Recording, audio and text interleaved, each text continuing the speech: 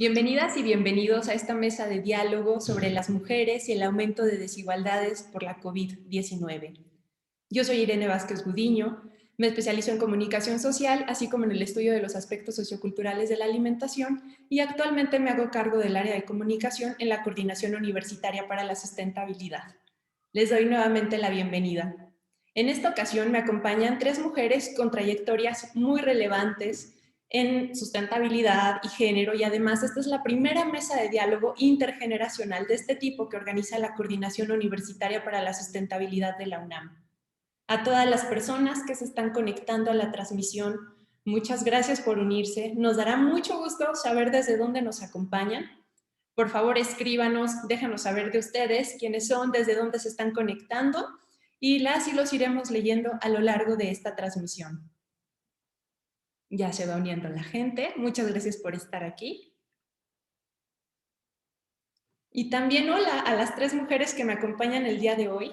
Bienvenidas. Me da muchísimo gusto que formen parte de este espacio virtual que nos acerca a comunidades de diferentes lugares, y en este sentido es algo que agradecemos mucho, poderlo hacerlo virtual y llegar a muchas personas, que a lo mejor algunas se conectarán durante esta transmisión en vivo y después podrán compartirlo y llegar y que lleguemos a muchísimas más personas. A continuación voy a presentarlas, chicas. Bienvenidas. El día de hoy nos acompaña Daira Falla. Daira es rapera, instructora de autodefensa y tallerista. Es una mujer comprometida con la cultura hip hop, siendo fiel a la filosofía de paz, unión y respeto. Es activa creando música desde el 2004. Es artista integral que hace llegar mensajes de protesta ante el sistema violento en el que vivimos. Daira Falla salta del muro al escenario, del escenario a los museos y de los museos a las aulas. Bienvenida, Daira.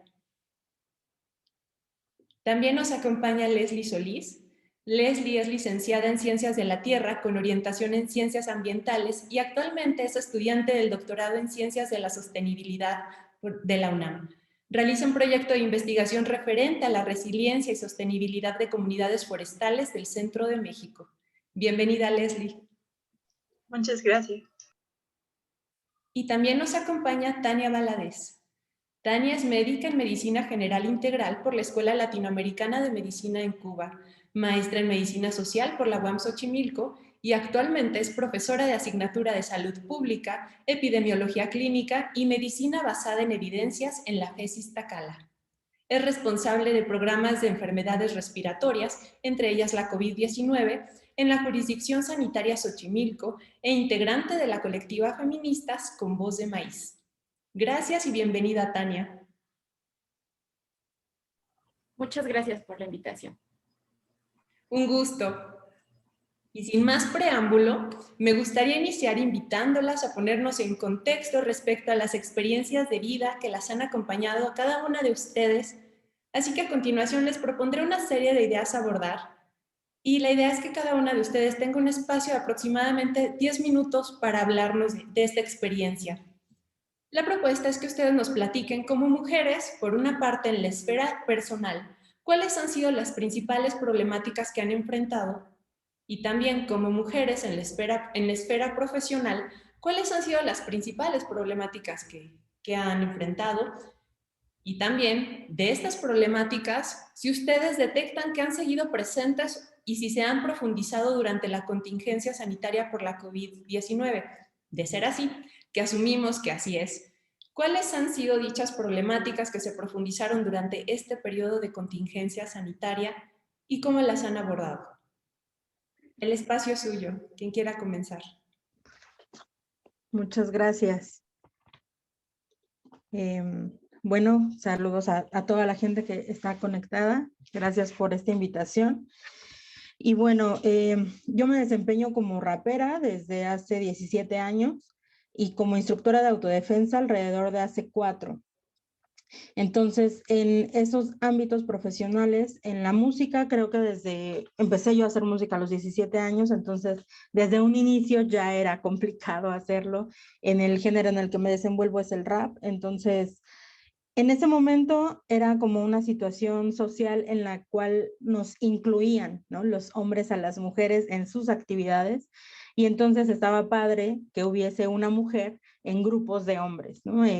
Yo cuando empecé estaba en un grupo de aproximadamente 17 hombres y yo. Éramos como muchos hombres y solo yo como mujer. Y ese era nuestro crew, ¿no? Nuestro grupo de artistas y todos éramos la mayoría raperos. Algunos bailaban, algunos otros pintaban, pero digamos que en la práctica y conforme fui desarrollándome dentro del rap, empezaron a ver como estas diferencias pues de visión, ¿no? Desde el momento en el que yo cuando empecé a hacer rap ya era mamá. Entonces mi rol era uno ya muy específico, que era tener al cuidado a una bebé. Y aparte, darme mis tiempos para escribir y para ir a eventos. Y aparte, otra cosa que hay que tomar en cuenta es pues la precarización del trabajo artístico, porque también si hoy ya es tal vez remunerado, hace 17 años era muy complicado que alguien te contratara por hacer rap. O sea, era algo como que no pasaba tanto, ¿no? Habían algunos que tal vez ya podían empezar a vivir de esto, ¿no? Entonces, desde ahí ya era complicado porque al final era tener alguna actividad económica que pudiera dar como ese ingreso para vivir, aparte de las labores, ¿no? En la casa, como esposa, como cuidadora, como todo lo demás, y aparte el querer hacer música, ¿no? Entonces, desde un principio sí ya era complicado y pues era poner el esfuerzo 3 veces más, 4 veces más, y hablamos de las muchas jornadas que nosotras nos toca, porque eso es otra cosa, que la sociedad nos da a nosotras estas responsabilidades y estos labores de cuidado que deberían de ser compartidas y que parte de eso es, desde ahí empieza una desigualdad grande, que es al nosotras tenernos que hacer cargo de los cuidados, no solo de nuestros hijos, sino de la familia, de todos. Eso ya nos quita tiempo, ¿no? Ese trabajo que hacemos ahí que no es remunerado, nos quita tiempo, nos quita energía, nos quita tantas cosas que nos impide empezarnos a desarrollar y desenvolvernos en otros ámbitos, ¿no? Entonces a mí me tocó como ir a la par, haciendo crecer todo, ¿no? Y yo porque pues era realmente una niña, ¿no? O sea, era una adolescente todavía. Entonces, en ese inicio, en la música me tocó trabajar, estudiar, cuidar a mi familia y aparte hacer música. Pasan los años y el hip hop tiene unos principios, ¿no? que están escritos, donde nos invitan a nosotros crear lo que sea necesario para desarrollarnos. Entonces empecé a hacer gestión también de eventos, porque sí, bien padre, yo ya escribía, pero y luego dónde iba a cantar si no había quien conociera lo que yo hacía y si no había los espacios. Entonces tocó empezar a organizar eventos y empezar con este trabajo también de gestión y de difusión, y te das cuenta que el ser artista independiente no nada más es escribir y cantar bonito, sino todo el trabajo que hay atrás lo tienes que hacer tú si es lo que quieres, tener esa libertad y esa independencia, ¿no? Si no quieres que alguien más te esté diciendo cómo vestirte, de qué cantar, cómo hacerlo, ¿no? Entonces ahí hay como muchas cosas atrás del trabajo artístico que de repente no se toman en cuenta. Pasan los años y yo sigo en esta labor artística y sigo haciendo gestión y hago una marca de ropa urbana porque pues era lo mío y era como el constante ejercicio de estar creando cosas para mantener este estilo de vida y para pues mantener en lo que yo creo, ¿no? En lo que yo creía. Pero llega el feminismo a mi vida y entonces el feminismo viene a romper y a estrujar todo y a cuestionarme todo. Entonces era empezar a replantear pues mis propias prácticas, yo que había hecho, las violencias incluso que yo había ejercido, y se desmembra todo absolutamente, así, o sea, todo, la familia, todo, ¿no? Todo se vuelve un caos en ese inicio del feminismo en mi vida, porque sí fue, pues, llevarlo a la práctica, ¿no? No nada más tener la teoría y decir, ay, si se escucha bonito, no. Era empezar a llevar a la práctica igual todo lo que yo estaba conociendo en ese momento.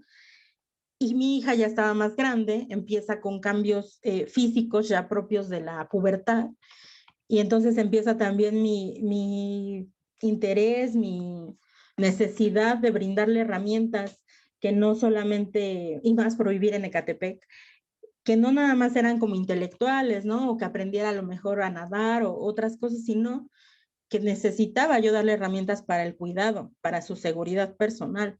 Entonces empiezo a buscar talleres de defensa personal. Todo eran golpes en ese momento, o sea, todo lo que yo encontraba no había nada integral, o sea, nada que yo sintiera que era lo que yo quería para ella. Y entonces yo creé un taller de autodefensa junto con unos amigos que ellos hacen Muay Thai y ellos son expertos en el arte marcial, porque claro que es necesario el entrenamiento físico, pero yo quería abordar las violencias estructurales y sistemáticas de toda la vida, o sea, desde los estereotipos, en las infancias, cuando las niñas empezamos a cambiar, o sea, el hablar de menstruación, el hablar de los estereotipos que nos han puesto y que es una violencia grande, que hay niñas que son bulímicas y anoréxicas desde los 8 años, ¿no? Por querer cumplir con esos estereotipos de belleza que nos imponen. Todo, quería yo romper todo, o sea, quería desmembrar el odio que nos han implantado desde eso, ¿no? Entonces, toda esa experiencia, digamos que yo empecé a romper más con la desigualdad a raíz del feminismo, o sea, de darme cuenta que había un trabajo por hacer y que finalmente alguien tenía que hacerlo. Eso creo que también me lo dio el hip hop, ¿no? El tener ya la base de decir, esto es necesario y hay que crearlo, nadie más lo va a venir a hacer por mí. Y eso es como ha sido mi práctica, ¿no? Durante todos estos años, pero ahora ya con otra perspectiva y con otra forma también de relacionarme y de crear como formas de trabajo que justamente entre nosotras sean más iguales, más equitativos entre nosotras, para nosotras, y mostrar que se puede, ¿no? O sea, que sí podemos trabajar juntas, que podemos aprender de nosotras y que sobre todo que nuestras experiencias son importantes las de todas, ¿no? Y aunque en este momento todavía no todas pensemos similar o tengamos cierta perspectiva similar, es importante escucharnos y el por qué nos estamos planteando. Yo como rapera escucho a otras compañeras raperas, escucho sus discursos y me pregunto el por qué seguimos hablando de ciertas dinámicas violentas entre nosotras, por qué se siguen replicando, desde dónde vienen. Entonces creo que todo eso es importante de seguir aprendiendo entre nosotras, abriéndonos y no cerrar el diálogo, ¿no? Entonces creo que algo importante para derribar un poco esta desigualdad es abrirnos y compartirnos y sobre todo entre esa dinámica, pues respetarnos, ¿no? Porque ahí hay que también tener como una ética y no todo la sororidad es amor y bonito, no hay que romantizar tampoco ese lado. Entonces, pues eso es lo que he hecho, ¿no? Durante todos estos años y creo que la desigualdad ya estaba, la tenemos que trabajar pues nosotras, porque a nosotras es a las que nos pega, ellos no lo van a venir a hacer, entonces eso es otra cosa que tenemos que tener en cuenta, ¿no? Que muchas veces pedimos, pero también hay que pensar qué estamos dando, porque sí podemos, o sea, sí podemos ser agentes de cambio todas, desde lo personal hasta lo colectivo, ¿no? Entonces, esa sería como mi reflexión y mi invitación. Gracias. Wow, Daira, qué entrada, nos dejas muy inspirada y rescato mucho la parte de escucharnos y conocer nuestros contextos. Entonces me parece que es una gran invitación precisamente para abrir este diálogo. Gracias.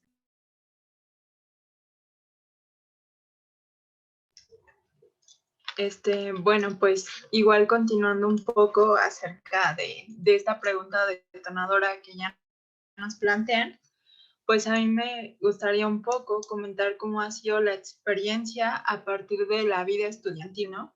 A partir de cuáles han sido estas problemáticas que he tenido, pero que sé y estoy segura de que muchas de nosotras como estudiantes y como profesionistas, pues también hemos tenido que atravesar, ¿no?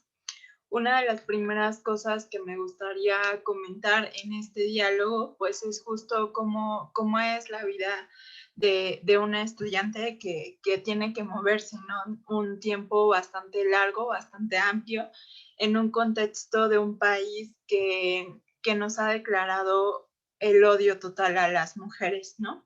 Me parece que una cosa importante a mencionar es en mi experiencia, por ejemplo, tiene que ver con este proceso de ingresar a la universidad, ingresar a la preparatoria, en donde en mi caso, por ejemplo, pues tenía que moverme una distancia pues bastante considerable, ¿no? Aproximadamente me hacía 2 horas de trayecto, que sé que es una realidad de muchos de los estudiantes que vivimos y que hemos estado estudiando en algún plantel de la universidad. Entonces, pues desde ahí una de las principales problemáticas que he enfrentado como estudiante y justo como mujer, pues ha sido el tener que dedicar un gran número de tiempo, de horas, de espacio a cuidar de mi seguridad, ¿no? A cuidar de cómo es este transecto, de estar en zonas que no nos pongan en una constante violencia o cuidarnos que todo el tiempo estemos acompañados o acompañadas de otras personas justo en pro de tratar de estar más seguras en las calles, ¿no? En lo particular, pues hacer un transecto de 2 horas diarias cuando una chica tiene 17, 18 años, pues ha sido como una de las cosas más complicadas a las cuales me he tenido que enfrentar pues en esta vida estudiantil y en esta vida pues como mujer. Otra de las cosas importantes que me parece es relevante en estas complicaciones o en estas problemáticas, pues tiene que ver justamente con la confianza de parte de nuestras familias y nuestros núcleos más cercanos en cuanto elegimos una carrera, ¿no?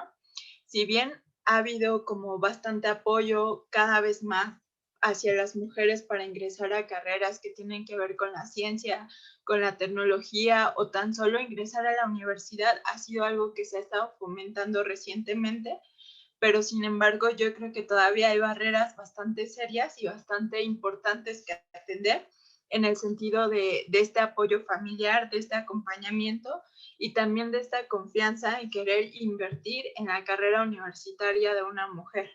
Me parece que esto es algo que nosotras como mujeres pues hemos tenido que lidiar desde diferentes perspectivas, pero siempre como tratando de llevar esta delantera en el contexto de nuestras familias, que si bien entienden y comprenden que necesitamos el apoyo, pues me parece que también no es un paso sencillo para las familias aceptar que una mujer tal cual entra a la universidad y se incline por alguna de estas carreras, ¿no?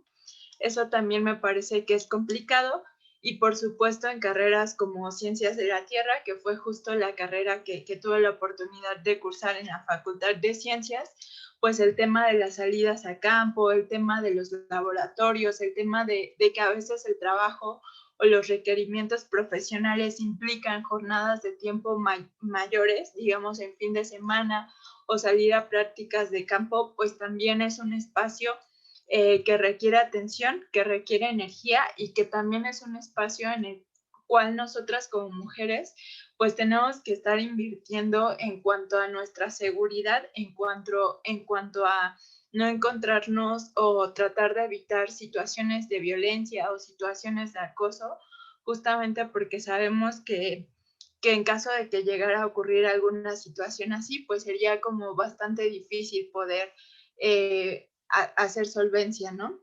En cuanto a la comunidad y también en cuanto a nuestras familias. A partir de la pandemia, yo creo que estas circunstancias y estas posibilidades pues han cambiado para gran parte de la población universitaria, en el sentido de que quizás ya no tenemos que estar, que trasladarnos estas grandes distancias o que ya no es requisito, pues digamos, moverse de un lugar a otro, salir de prácticas de campo, pero sí creo que las problemáticas y las dificultades que enfrentamos como estudiantes y como mujeres tal cual, pues también tienen otro grado de complejidad. Más particularmente, creo que justamente el estar en casa, pues ha detonado que nosotras como mujeres, pues también seamos responsables y caiga justamente sobre, tal cual sobre nuestras personas, pues el bienestar de familiar, ¿no? Y este bienestar pues atraviesa desde los cuidados de personas que hayan estado enfermas a consecuencia de la pandemia que estamos viviendo o que estén enfermas de cualquier otra situación. También atraviesa por esta cuestión de tratar de proveer un bienestar a la familia tal cual, en el sentido de ir a comprar los víveres, de cocinar, de limpiar constantemente. Las tareas me parece que han aumentado cuando estamos en casa y por supuesto que creo que estas tareas han caído en gran parte en nosotras como mujeres, ya sea como profesionistas o como estudiantes. Y bueno, esto ha sido bastante complejo porque también el estar dentro de casa pues implica que sí tenemos una mayor número de tareas y por lo tanto un menor número de horas pues para poder invertir en nuestras carreras profesionales, ¿no? Además de todo eso, otra cosa que me parece importante es justo este estrés y esta fatiga que se genera por la pandemia. Nosotros, o bueno, he tenido la oportunidad de platicar con varios compañeros del posgrado y lo que notamos o lo que hemos consensado es que definitivamente la carga de trabajo se nos ha duplicado en el sentido de que cada vez tenemos más tareas, más cosas que leer, más requerimientos que avanzar en cuanto a nuestras tesis y por supuesto que las herramientas se han disminuido, ¿no? Por ejemplo, en mi caso, las salidas de campo, los datos o esta posibilidad de tener entrevistas o encuestas con las personas de las comunidades forestales o con actores políticos en la formulación de políticas públicas ambientales, pues ha sido algo que se ha dificultado bastante y que yo creo que difícilmente el posgrado tiene una salida hacia eso, ¿no? No se nos ha hablado de ampliar los plazos de titulación, no se nos ha hablado acerca de ampliar los periodos de becas, lo cual me parece es bastante importante porque justo cuando nos inscribimos al programa o cuando decidimos inscribirnos al semestre, pues no teníamos claridad al programa doctoral, no teníamos claridad en que nuestro doctorado iba a ser prácticamente en línea, ¿no? Que nuestra maestría iba a ser completamente en línea, lo cual cambia ahí el panorama y me parece que a veces no hay como una sensibilización o una concientización pues de todas las dificultades que se han presentado y que van a repercutir sobre los proyectos de posgrado que estamos desarrollando. En ese sentido, me parece que es importante que nosotras como mujeres pues podamos ser conscientes de estas dificultades, de estas problemáticas y entonces pues ir ganando algunos espacios dentro de nuestra vida estudiantil. Creo que necesitamos una reformulación de los programas y de las maneras en las que se imparten las clases para que sea eficiente aún estando en esta contingencia, ¿no? Entonces, ya para terminar, solamente diría que las problemáticas y las dificultades a nivel estudiantil como mujeres, me parece que no es que hayan incrementado o disminuido con la pandemia, sino que se han transformado y que requieren, por supuesto, una visión de género, pues para que pueda ser eficiente esta reformulación y esta transición hacia una cuestión educativa en línea. Nada más, muchas gracias. Muchas gracias, Leslie. Definitivamente me trasladaste al conversatorio que tuvimos esta mañana. Nos reunimos con estudiantes de diferentes facultades de la UNAM y una de las preguntas que les hacíamos y sobre lo que hablábamos era sobre su experiencia de ser mujer estudiante, ¿no? O sea, ¿qué implicaciones tiene ser mujer y estar estudiando en la universidad? Y también les preguntábamos los comentarios que habían recibido de parte de familia y amigues cuando ellas les mencionaron qué carreras iban a estudiar. Entonces, mientras tú ibas narrando tu propia experiencia, no había manera de que yo no pensara en estas chicas con las que estuvimos platicando en la mañana. Muchas gracias.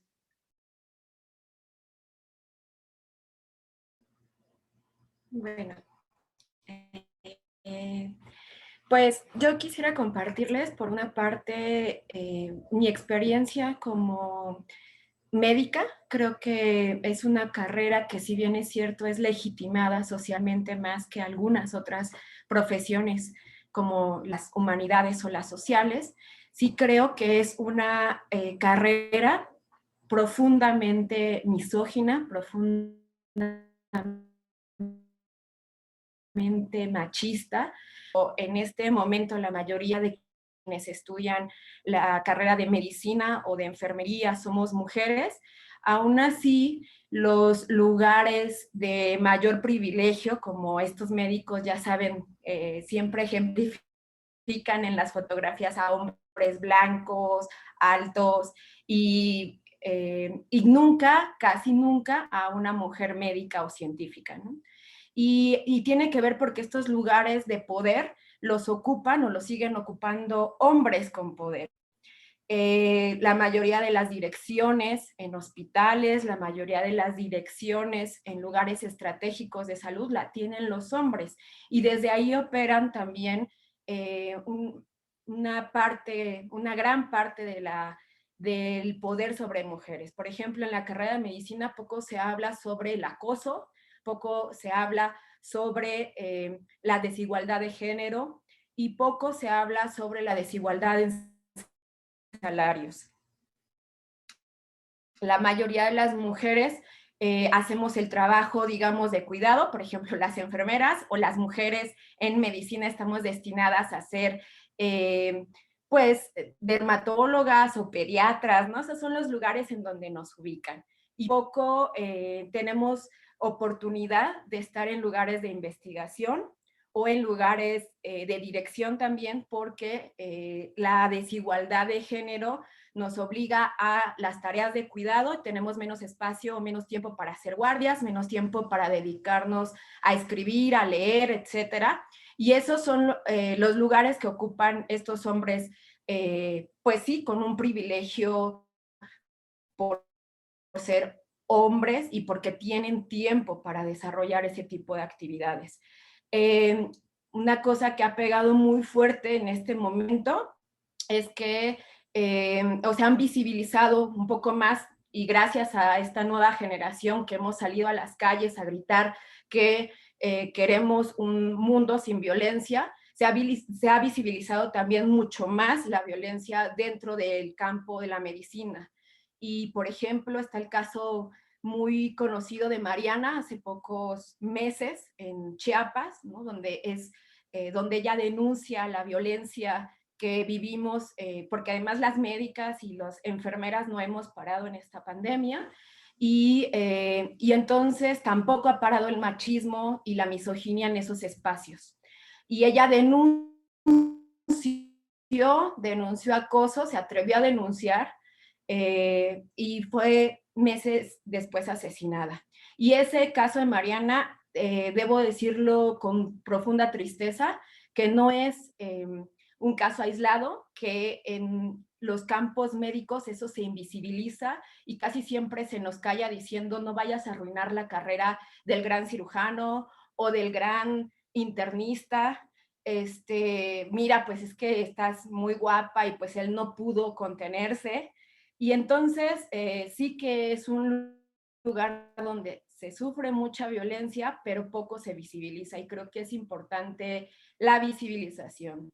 También en medicina, esto de que siempre se hacen tratamientos y diagnósticos a partir de estudios a hombres de ciertas características blancos, y por ejemplo en el infarto agudo al miocardio, hay estudios en donde no se contemplan las características específicas de las mujeres y entonces nos dan tratamientos que no necesariamente son estudiados en mujeres, ¿no? Y que sí tenemos características biológicas distintas y bueno, pues no se estudia a las mujeres y cuando tenemos alguna crisis, por ejemplo, psicológica derivada de un montón de cosas que socialmente estamos cargando y llegamos a cuerpos de guardia, entonces los médicos pues nos dicen que somos histéricas, ¿no? O nos diagnostican como histéricas en lugar de buscar otras explicaciones.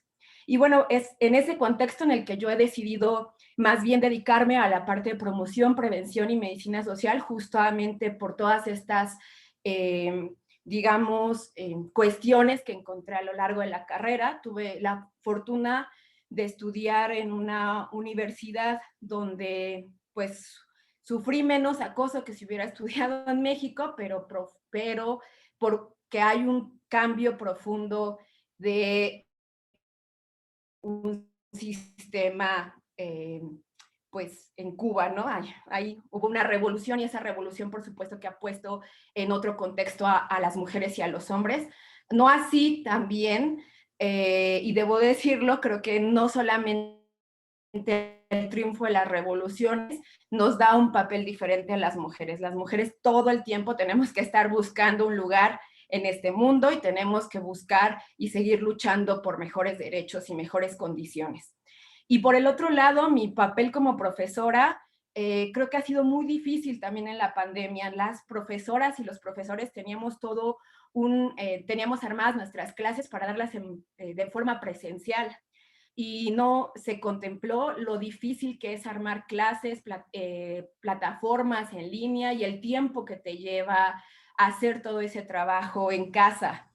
Y que además de eso, en la UNAM vivimos una situación difícil con la precariedad laboral. Las profesoras y los profesores de asignatura no tenemos claridad de si nos van a renovar contrato, si en algún momento nos van a correr porque no les gustamos a las autoridades o porque decimos alguna cosa con la que no estén de acuerdo las autoridades o porque le caemos mal a los coordinadores de carrera. Y eso ha aumentado el estrés en las y los profesores que damos clases en línea.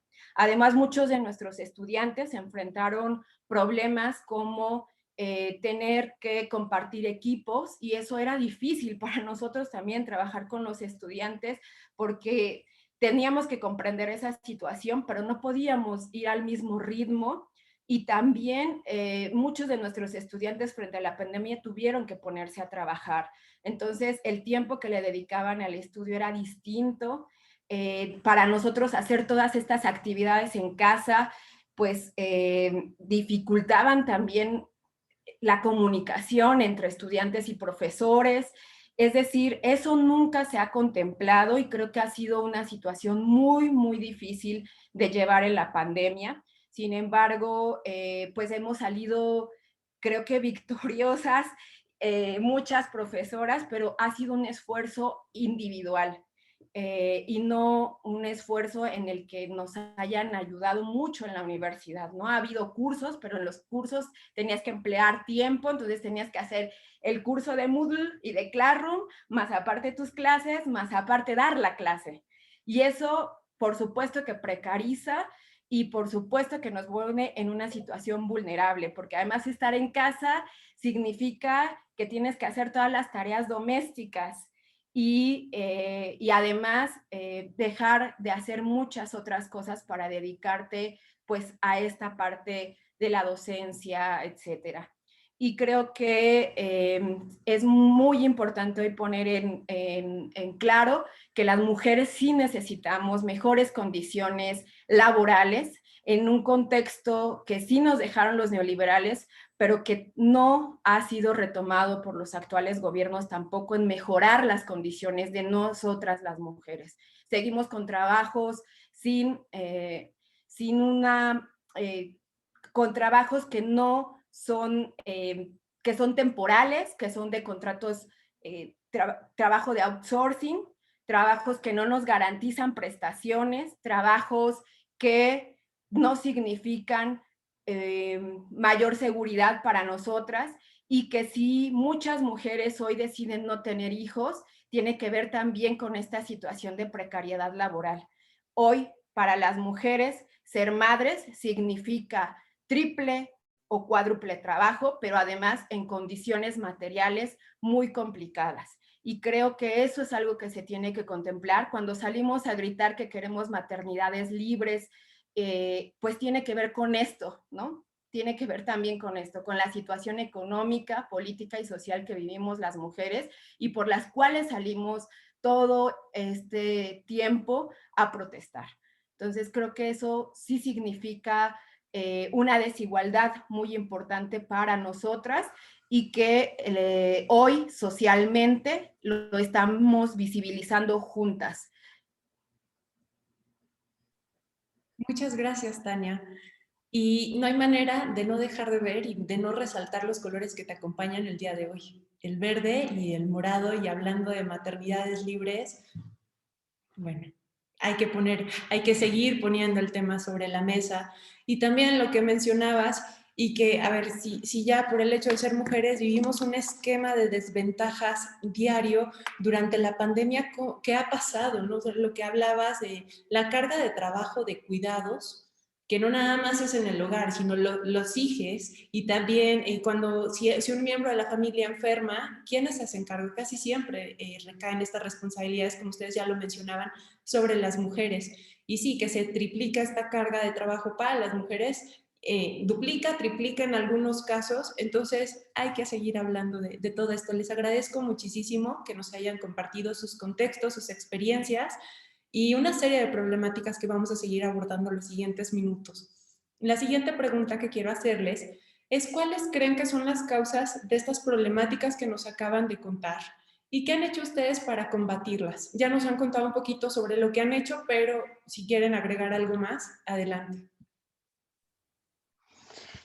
Hola, bueno, pues las causas, el patriarcado, el capitalismo y bueno, nos podríamos poner a hablar de tantas problemáticas y tantas cosas que nos llevan a vivir en esta situación en la que estamos actualmente, que creo que de repente ahí nos perdemos demasiado y he tratado, al menos en lo personal, de buscar formas de qué puedo hacer desde donde yo estoy.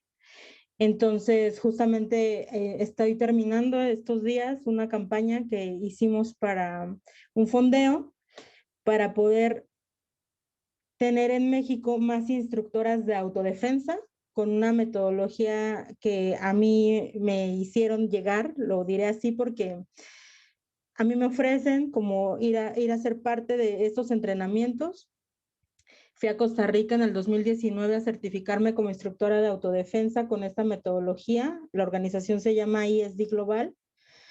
Y gracias a eso yo pude darme cuenta que era necesario, sí, trabajar en la prevención mucho, mucho más, ¿no? Porque trabajar con el trauma es más complicado. Entonces, en esta situación en la que estamos hoy, después y durante todavía esta pandemia, vimos cómo se incrementó la violencia hacia nosotras, ¿no? Entonces, para mí era importante como ver desde donde yo estaba, yo qué podía brindar o qué otras cosas yo creía que eran necesarias para brincar un poco esta cuestión de la violencia. Entonces, la autodefensa para mí es una herramienta importante porque no solo son golpes, porque es aprender a decir que no, a establecer límites sanos para poder tener unas interacciones sanas con todo nuestro entorno, no solamente hablar de la pareja o de un modo romántico, sino en general, ¿no? Con todo nuestro entorno. Entonces, este fondeo es para capacitar a 15 mujeres en México. Queremos descentralizar también esta cuestión, no solo que sea en la Ciudad de México, sino que se haga en otra parte y que las mujeres sean de localidades que también son vulnerables.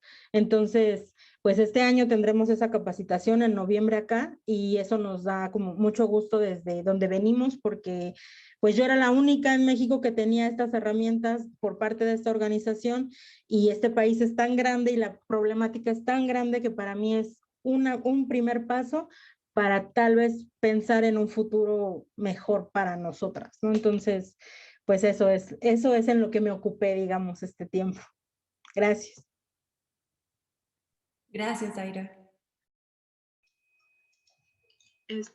Bueno, pues un poco platicando acerca de las causas, coincido totalmente con Daira.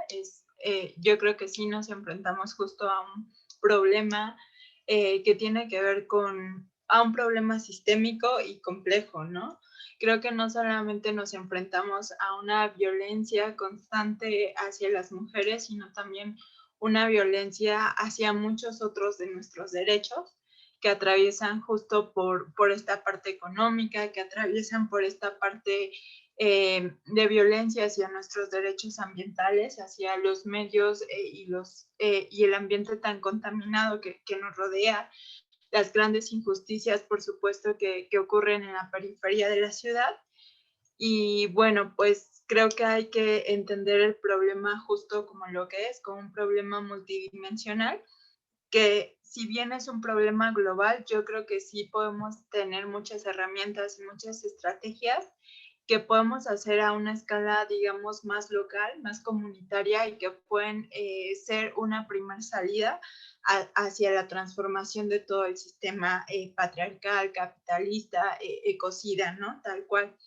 Y bueno, algunas de esas estrategias que me vienen a la mente ahora, justo en el marco de lo que hemos comentado aquí, pues tiene que ver justo con poner sobre la mesa algunos temas que son difíciles y algunos temas que no están en el cotidiano de las familias mexicanas, ¿no?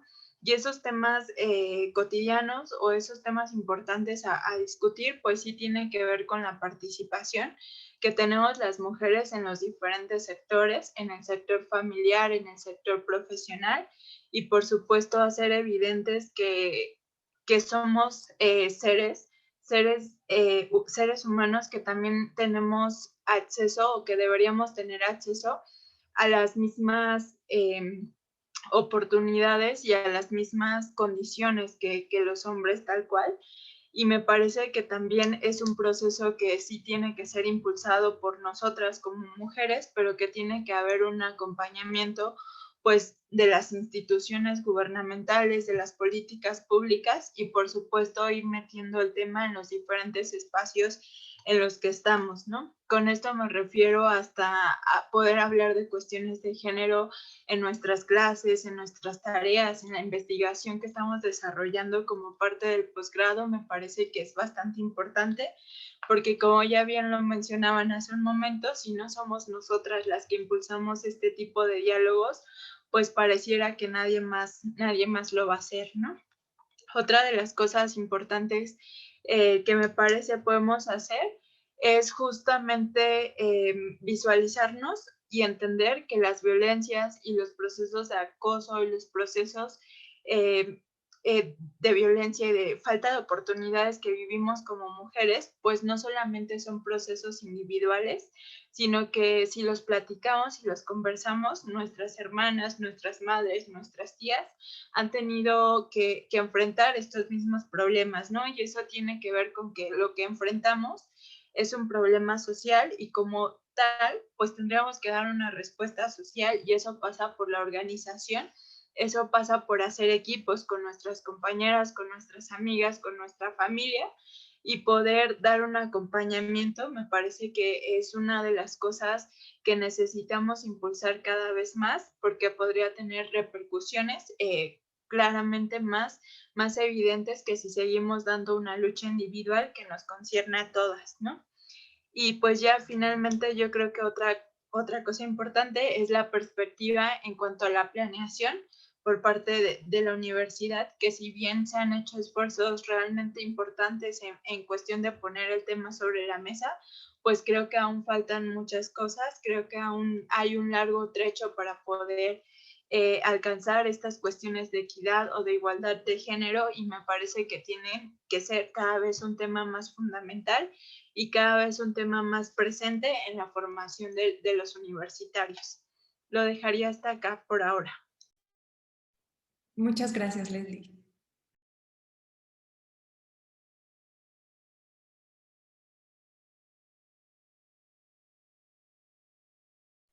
Creo que tenemos un problema con el internet de Tania. Tania, ¿nos escuchas?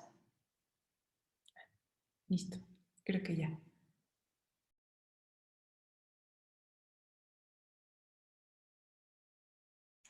Hola, perdón, es que se me fue por un momento el internet.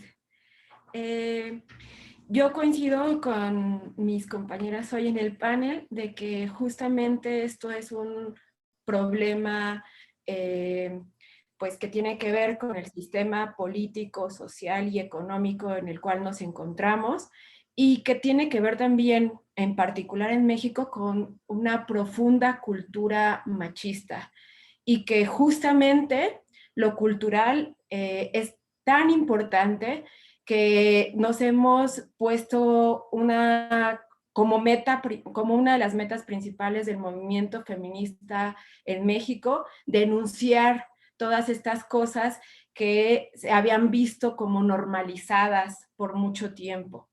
Y creo que es importante que apelemos a la organización colectiva de las mujeres, como decía Daira, sin romantizar que todas tenemos que ser amigas y todas tenemos que ser iguales, porque también creo que eso nos hace mucho daño, pensar en que hay solo un tipo de feminismo, que hay solo un tipo de ser mujer, que hay un tipo de cómo relacionarnos como mujeres con las y los otros.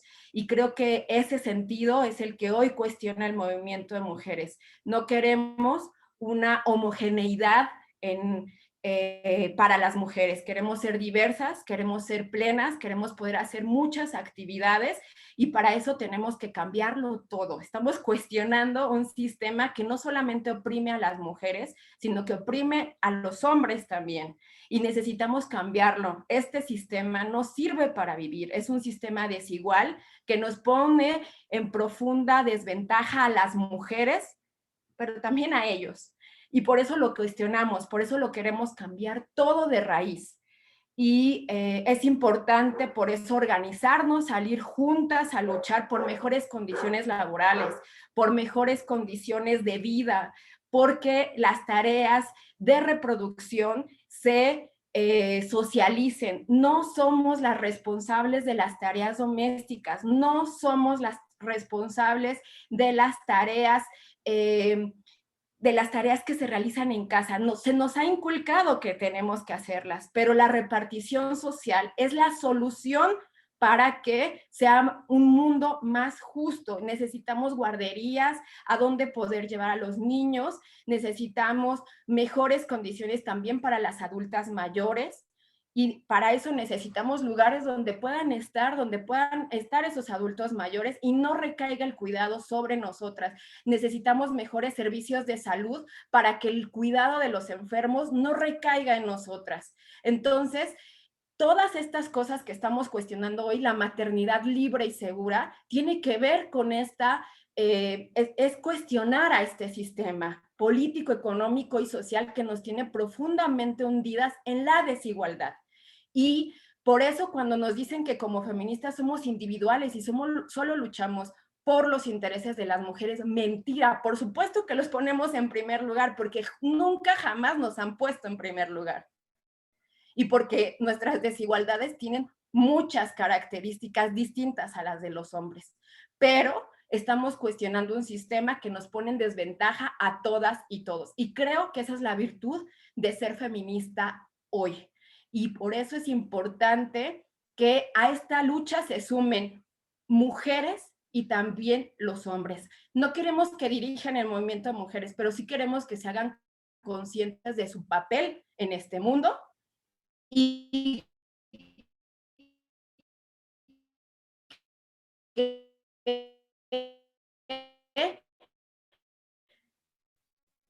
no obstaculicen el paso de las mujeres en los lugares en donde están, como mujeres. Porque creo que eso es muy importante, ¿no? Los lazos de sororidad con otras mujeres en los distintos espacios, eso nos ayuda siempre a vencer los obstáculos. Yo, por ejemplo, no, sé que a lo mejor no me verán mis compañeras de trabajo el día de hoy, a lo mejor están ocupadas porque terminó su jornada laboral y regresaron a atender tareas domésticas, pero yo no podría combinar hoy la docencia y el trabajo médico si no fuera gracias a mis dos compañeras que tengo en el trabajo médico que me han, y pues un reconocimiento a todas esas mujeres que nos hacen crecer cada día.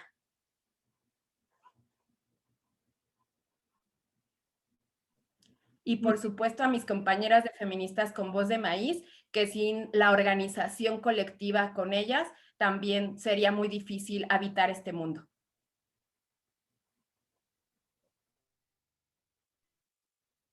Muchas gracias, Tania. Tengo que decirles a las tres que tengo la piel chinita, estoy muy conmovida de escucharlas, porque no hay manera de escuchar esto y quedarnos quietas y hacer como que no pasa nada, porque está pasando mucho, como ustedes ya lo han dicho. Y ya nos platicaron las problemáticas que están enfrentando y que han hecho para combatirlas. Y se viene nuestra última pregunta, con la que, bueno, son dos preguntas con las cuales vamos a cerrar y no quiero cerrar porque siento que podríamos pasar mucho tiempo platicando y que hay mucho todavía que decir, pero se nos acaba el tiempo. Entonces, en esta última ronda, quiero pedirles si por favor nos pueden compartir cómo podemos contribuir. Desde su experiencia, ¿cómo creen ustedes que podemos hacer algo? ¿Y qué consejos darían a la comunidad estudiantil para abordar y combatir estas realidades? ¿Qué se puede hacer?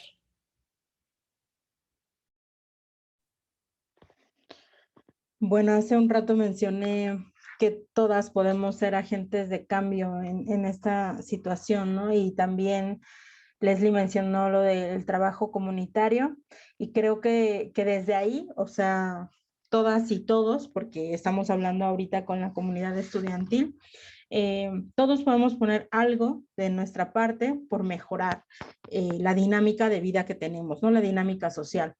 Eh, entonces, esa sería la invitación, ¿no? Como al cuestionarnos, porque eso es lo que nos ha dado, a mí es lo que me ha dado el feminismo, las preguntas, más que las respuestas, el estar cuestionando todo el tiempo todo, por qué vivimos como vivimos, en dónde vivimos, cómo nos desenvolvemos, por qué creo que soy de cierta forma, en cómo me desenvuelvo con la demás gente.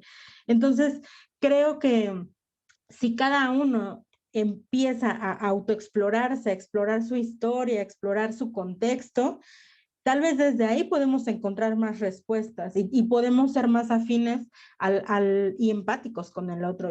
Yo siempre, bueno, cuando cantaba, porque ahora no he cantado en un año, tengo una canción que justamente habla de violencia estructural, donde hablo del narco y de muchas otras cosas, pero después brinco al tema del feminicidio y siempre como para hacer un match entre ellas, les cuestiono a los hombres, a los asistentes, que ellos qué sienten cuando los asaltan, cuando alguna vez los han asaltado en la calle, ¿qué han sentido después?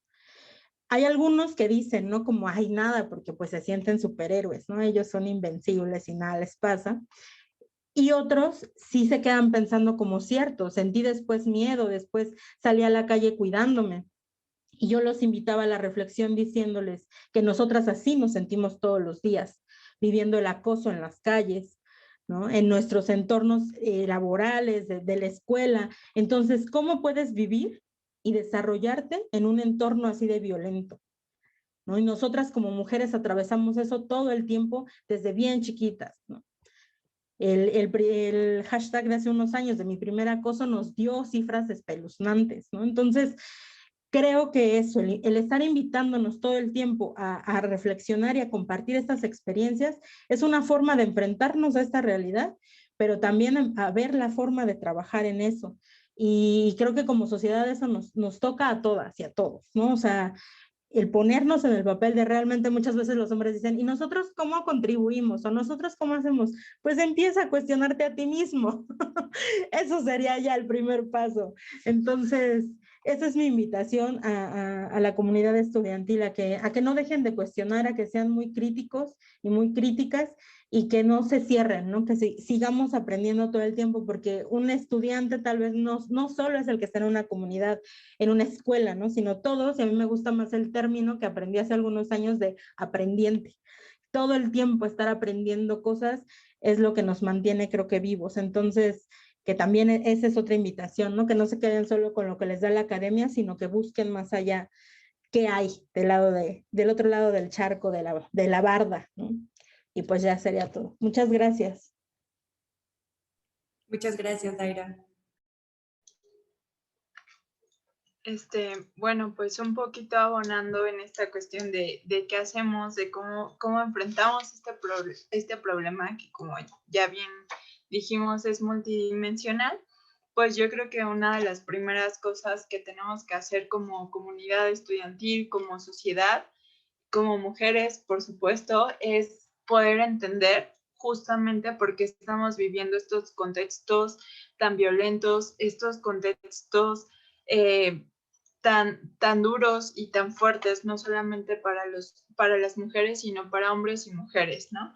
Creo que las respuestas tienen que ver, sí, con las herramientas que nos da la universidad, pero también tienen que ver con las herramientas que vamos tejiendo y que vamos haciendo a lo largo de nuestra vida, ¿no? De nuestra carrera profesional.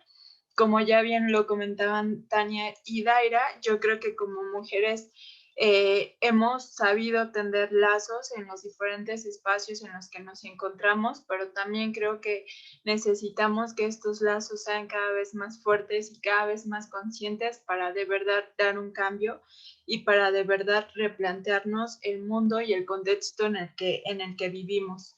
Por supuesto que hay que buscar nuevas preguntas y por supuesto que hay que buscar espacios de vinculación que no tengan que ver solamente con las problemáticas que nos agrupan, ¿no? En diferentes grupos o en diferentes sectores, sino que también creo que las respuestas pues tienen que ser una suma de capacidades entre los profesores, entre la comunidad estudiantil, entre nuestras familias que quizás no muchas veces están tan involucrados en este contexto de la universidad, pero que sí viven en el mismo mundo y en la misma ciudad que nosotros y que por lo tanto tienen que ser partícipes de las discusiones y partícipes de cómo estamos construyendo esta realidad y cómo la entendemos para entonces sí cambiarla. Otra de las cosas importantes que me parece podemos hacer como comunidad estudiantil es justamente abrir este tipo de espacios y este tipo de organización aún a la distancia, porque creo que con la pandemia los espacios que tenemos para convivir, para platicar, para poder realizar balances de diferente tipo con nuestros compañeros, pues se han visto cortados y se han visto interrumpidos. Y me parece que esas posibilidades no podemos dejar que continúen así, sino que hay que tratar de buscar otras formas de estar en contacto, otras formas de poder organizarnos y no solamente con nuestros compañeros universitarios, sino yo creo que estar en casa en un confinamiento, pues también nos ha hecho ser cada vez más conscientes de que pertenecemos no solo a la universidad, sino a un contexto social. Tenemos amigos, vecinos, compañeros en nuestras calles, en nuestras colonias, que son jóvenes como nosotros y que también están viviendo violencias y que también están viviendo este tipo de dificultades. Entonces yo creo que hay que hacer equipos con las diferentes perspectivas y por supuesto el primer paso es reunirse, comenzar, platicar y poder poner sobre la mesa las dificultades que enfrentamos. Entonces, pues lo dejaría hasta ahí. Muchas gracias. Gracias, Leslie. Bueno, yo qué les diría a la comunidad estudiantil.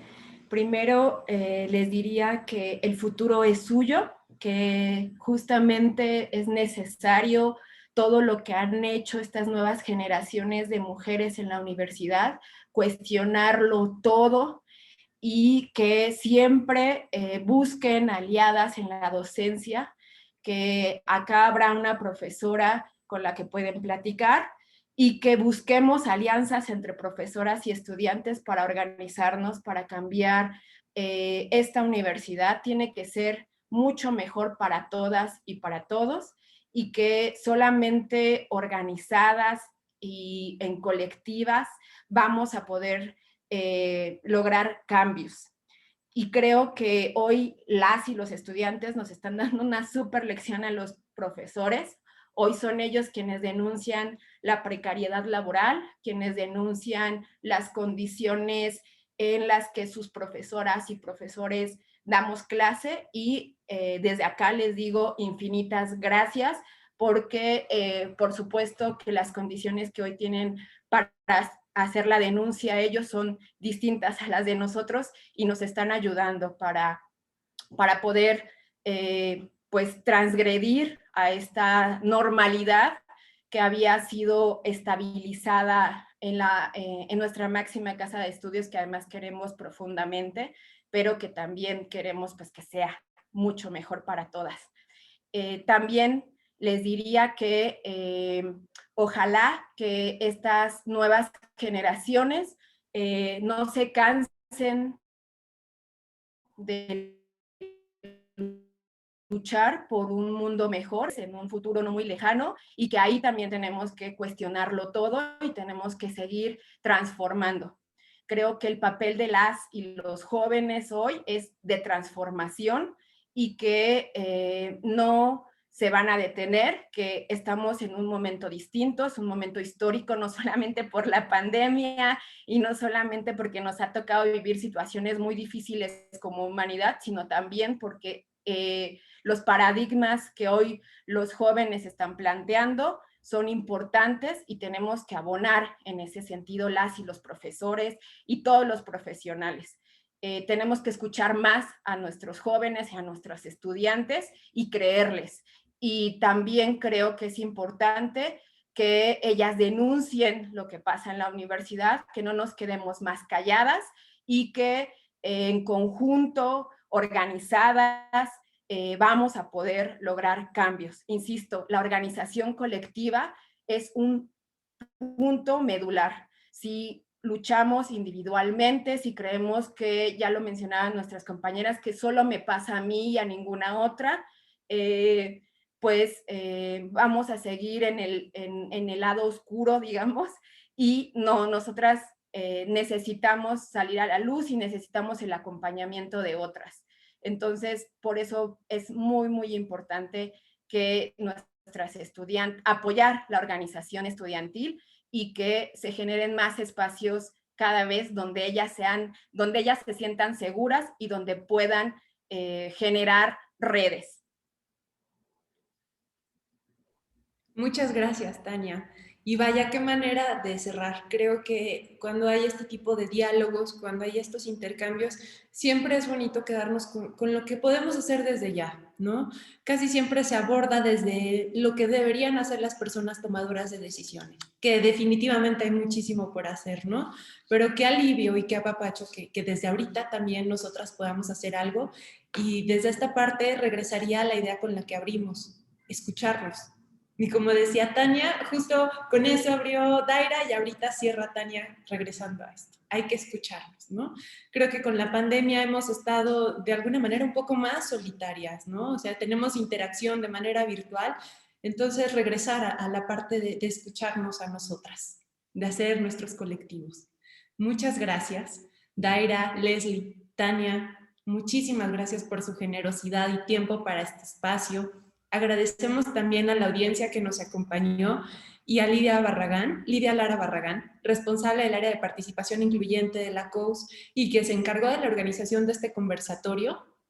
También muchísimas gracias a Linda Rey, jefa de TICS en la Secretaría de Desarrollo Institucional, que ustedes no la ven aquí, pero ella es la parte que nos da apoyo técnico para que tengamos este espacio. Gracias, Linda. Y les invitamos a compartir este video en sus redes sociales porque esta plática, esta discusión no se queda aquí. Hay que seguir compartiendo para que esta información llegue a más personas y así contribuyamos a que se hablen de estos temas y generemos nuevas perspectivas. No que nada más se quede en nuestra cabeza y le demos muchas vueltas, sino llevarlo a nuestros propios espacios, a nuestras familias, con amigues. Hay que hablarlo. Gracias. Les recordamos que también desde la Coordinación Universitaria para la Sustentabilidad estamos llevando a cabo una serie de conversatorios. El próximo es dentro de 15 días, el miércoles 28 de abril. Tendremos 3 mesas de diálogo sobre el Día de la Madre Tierra, sobre los temas de la universidad a la defensa del territorio, visiones de los pueblos indígenas. Entonces vamos a tener ahí igual comunidad estudiantil, especialistas, personas de colectivos que nos van a estar compartiendo sus experiencias. Entonces se transmitirán desde nuestro Facebook, así que les pedimos activar las alertas en nuestra página para que nos sigan acompañando en estas actividades. De nuevo, gracias, Daira, Leslie, Tania. Un gusto compartir este espacio, un honor para mí y nos vemos muy pronto. Gracias, hasta luego. Gracias por la invitación, hasta luego.